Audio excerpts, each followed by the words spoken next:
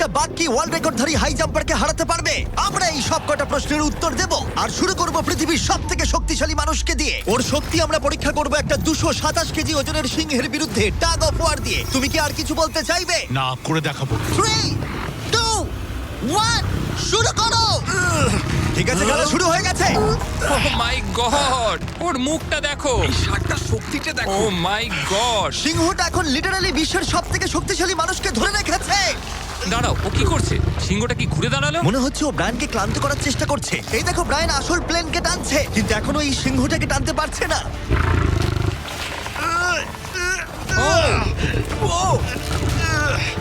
ও ভাই, ও খুব কষ্ট করে এগোচ্ছে। ব্রায়ান এটা করতে পারবে।